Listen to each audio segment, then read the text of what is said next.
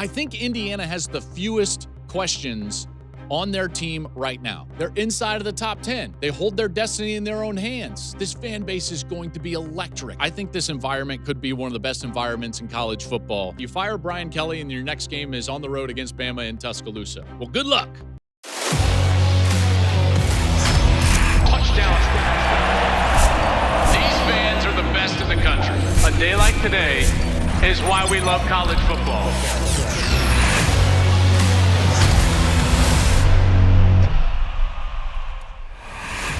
Hey, what's up, everybody? Welcome into the program. This is the Joel Klatt Show. I am Joel Klatt. This show is brought to you by Graduate by Hilton. We thank them for their support, as always. We've got picks and previews. I've just been, re-energized this week ever since we got these playoff rankings on Tuesday night. By the way, if you have not gotten my full reaction to the brand new first edition playoff rankings for this season, go back to Wednesday's show over on YouTube. Once you're there, you can subscribe to the show, get down into the comments, pose a very simple question. Of the teams in the top 10 right now, based on what the committee has given us, which team do you think is most likely to fall out? So that discussion is going on in the comments. I'll try to jump down there during the course of the week here before we get to these games on Saturday. If you have not, by the way, followed us on social media, we are out there wherever you like to scroll around on social media. You can follow us at Joel Klatt Show.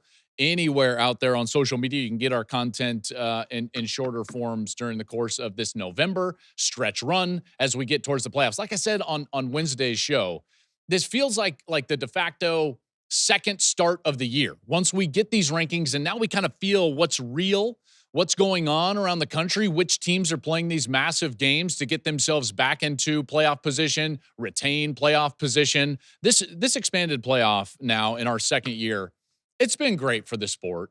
I don't think you can argue that it hasn't. Like all of these teams and fan bases that are engaged at the top end, it's phenomenal. So we've got 4 games, well, 5 if you count the one I'm going to call. I'll pick 4 games. I'll preview that 5th, which will be my game, and we'll start there.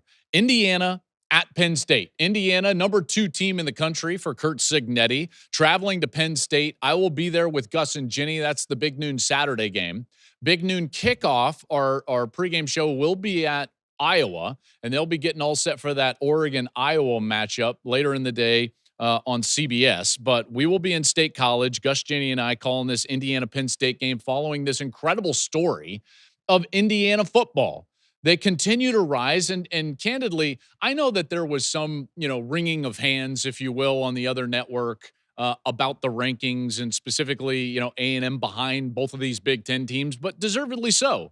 The only question for me at the top was going to be, did the committee think Indiana was more complete or had been more dominant and give them the number 1 ranking over Ohio State? Now, they didn't, and I think correctly so, but this Indiana team has been so good during the course of the season. They are much better than they were a year ago.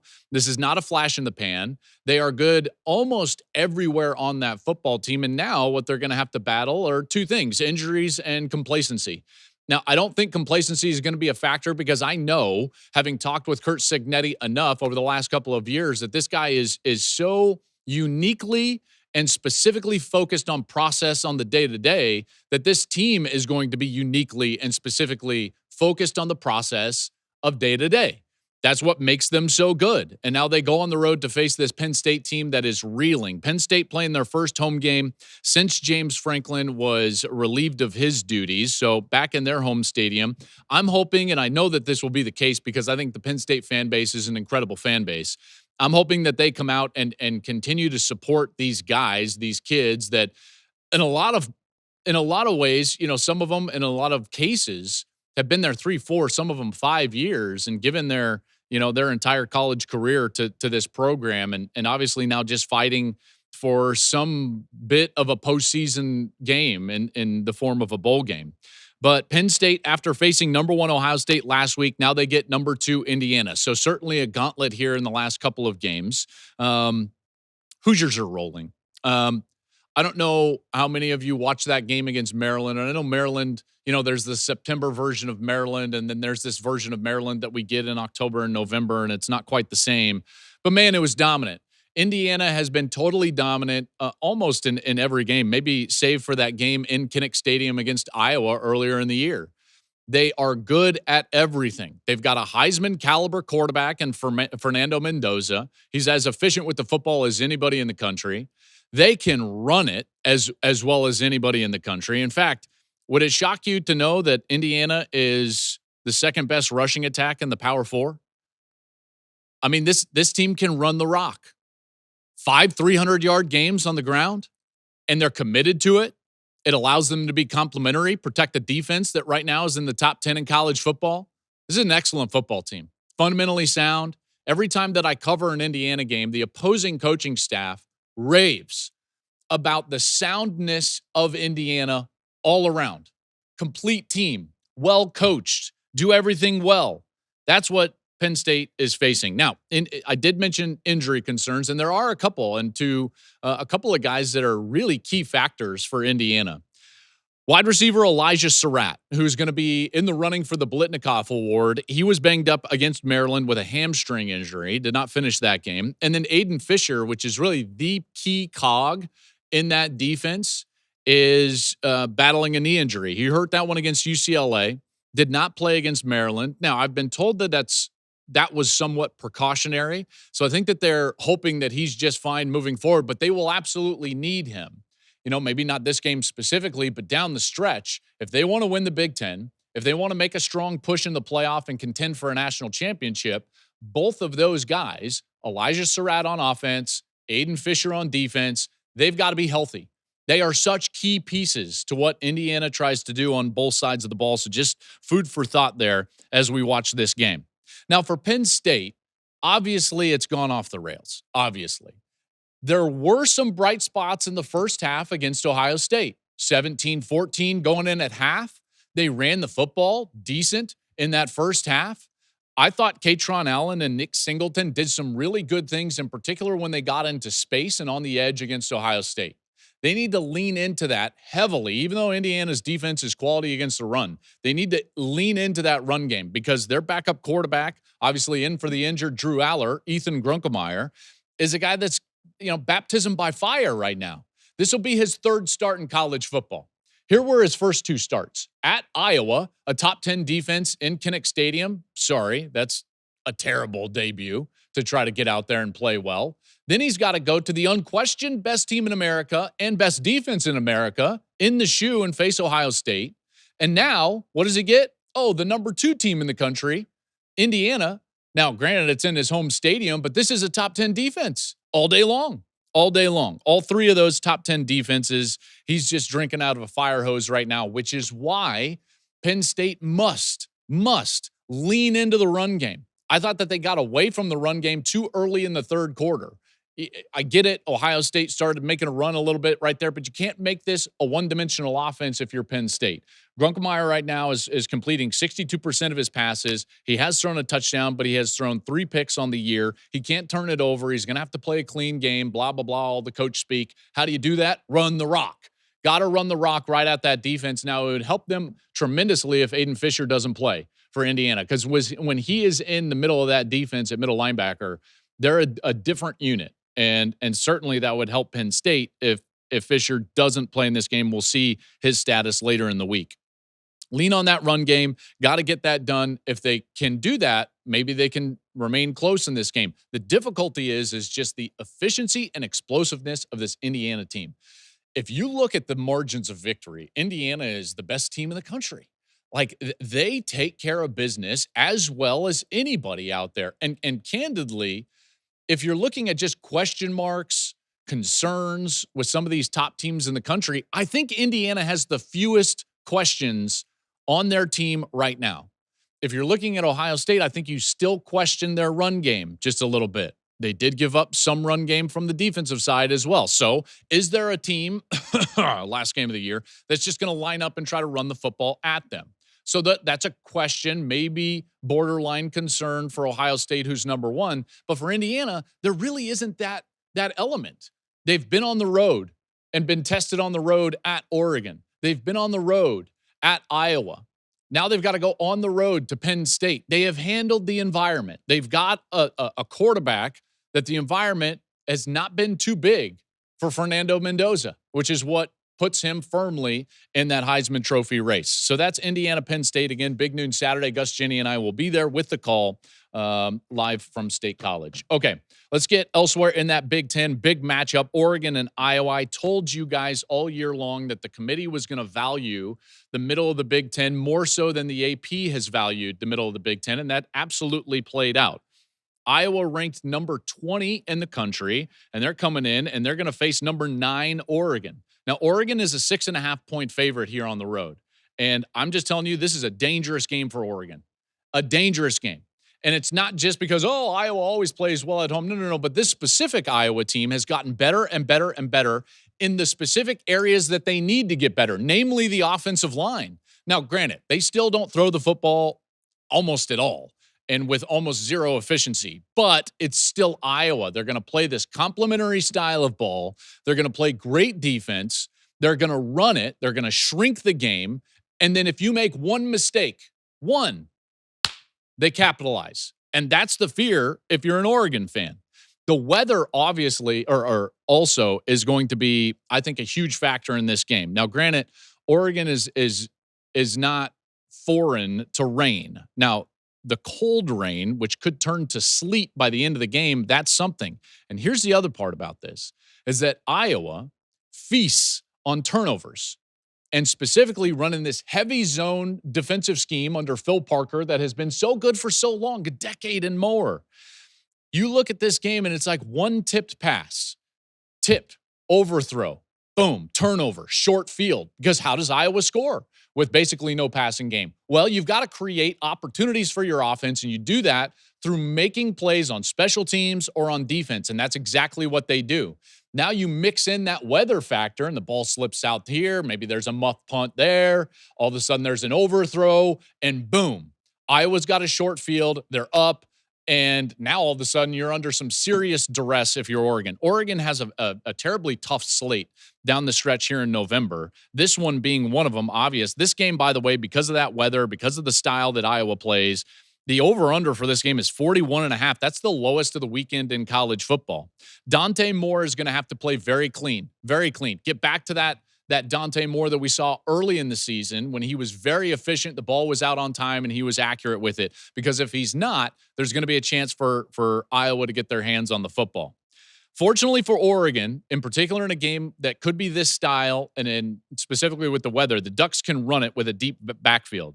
Jordan Davison, Noah Whittingham, they have 424 rush yards between them over the last 2 games, so they can lean into that.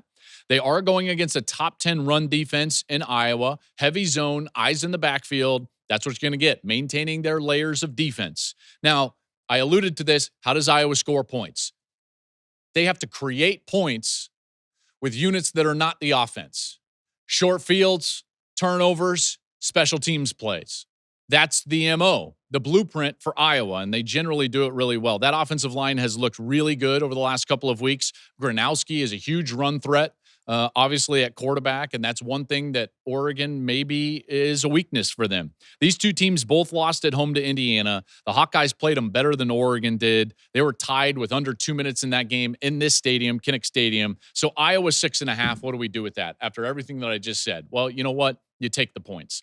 I think Oregon wins the game. Oregon is going to find a way to win the game, which is sheer grit and determination with their head coach, Dan Lanning, and their quarterback, Dante Moore. They win it 17-13, but I'm taking the 6.5 with Iowa. Massive game in the Big 12. I mean, could not get any bigger. A top 10 matchup as BYU heads on the road to face Texas Tech. Huge, both inside of the top 10. Lubbock is going to be jumping for this one. And listen, this is already a great environment. Those fans are tremendous. But think about the offseason and the buildup for this year specifically under Joey McGuire, everything that they spent to build this roster, and now it's right in front of them. They're inside of the top 10. They're exactly where they thought they would be at the beginning of the year. They're inside of the top 10. They hold their destiny in their own hands. This fan base is going to be electric. I think this environment could be one of the best environments in college football, certainly this weekend and maybe for the entire season, which leads to the question, how does a true freshman, Bear Bachmeier, handle that environment? Now, we saw him play okay at Arizona, play much better at Iowa State. This is a different level. Texas Tech is much more talented, in particular on the defensive side, than either of those teams. One thing that I do love about Bear Bachmeier is that the guy just wins. He reminds me a lot of Max Duggan from TCU a few years ago that would just drag his team to victories. He's tough. He can run it. He makes good decisions with the football. He's 8-0 as a starter as a true freshman. The last player to do that as a true freshman was Trevor Lawrence and that great Clemson team that ended up winning the national championship.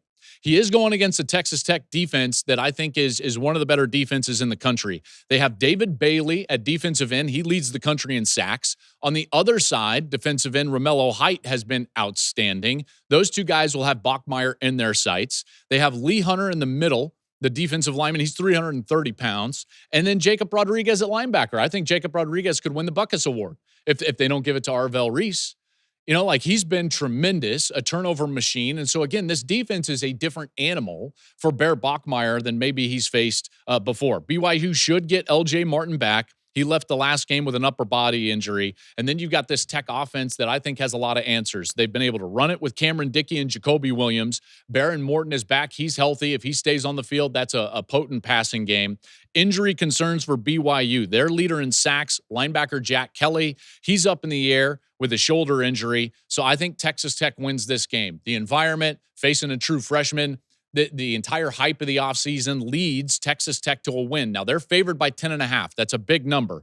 But you know what? You put down a score, it does not seem outlandish. Texas Tech 34, BYU 21. That means it's a cover for the home team. I'm taking Texas Tech here. I'm giving the 10.5, and the Red Raiders, they win this top 10 matchup at home. All right, let's transition to the SEC. A&M on the road, number 3 team in the country at number 22, Missouri. Now, A&M is favored by 7.5 in this one. I don't have many questions about A&M. I really don't. Now, there are some areas of weakness. I'll get to those in a moment. But my biggest question would just be like handling success, complacency, rat poison, all of the things that we always talk about. Can this team handle success, being ranked number 3? Coming off of a bye, were they able to maintain their edge during the bye? You know, we'll see if they're able to do that, because this Missouri team, they're strong enough in certain areas that I think are going to cause A&M some problems. Let's start with Missouri. Bo Pribula went down in their last game against Vandy. So now Missouri is going to be starting a true freshman, Matt Zollers. So Matt Zollers comes in. He didn't look bad, by the way, against Vandy. And now he's had a bye week to prepare for this game. So do we think he's going to just be like, oh, true freshman coach? Maybe not. Maybe not. Maybe he can play well. But the key for Missouri is getting back to the success that they were having early in the year on the ground. Ahmad Hardy has got to get back to that September form that we saw from Ahmad Hardy when he was at one point the nation's leading rusher. You know, if they can do that, then they can attack what I think is one of the few areas of weakness that A&M has. All right? A&M has been really sound, very good.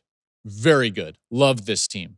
There's one area that's kind of hidden in these numbers because of the way college football measures rushing yards, that their defense is not quite what you would want them to be. And that is this. In college football, we subtract sack numbers from total rushing yards. I hate it. They don't do this in the NFL. I think it creates false narratives about defense, and it's creating one here about A&M. A&M, if you strip out the sacks, because they've been one of the best pressure sack teams in the country. Cassius Howell, he's been tremendous. But when you strip that out and you actually look at what they are against just like defending the run, well, they're in the bottom 10 in the country in yards per carry allowed. So, Missouri. Hey, Missouri, you got a true freshman quarterback. Run the rock. Ahmad Hardy has got to be the featured offensive player from Missouri. And if they're able to run it, well, now you can shrink the game down. You can keep Marcel Reed off the field. All of those things can work in Missouri's favor. What doesn't work in their favor is the fact that A&M has been tremendous all year long, and more specifically on the road. We don't normally say this about teams, but like this team is as good as anybody on the road. They've scored 40 or more in all 3 of their road games. All 3 of them. So they're not going to be concerned with environment. They've already done that at Notre Dame. They've done that at LSU. They're not going to be concerned with playing in Columbia. They just aren't. If I'm A&M, I'm going to lean into my exact offensive game plan, continue to allow Marcel Reed to develop in the passing game, get the running game going, and then on defense, if I'm Mike Elko, I load the box. Load the box.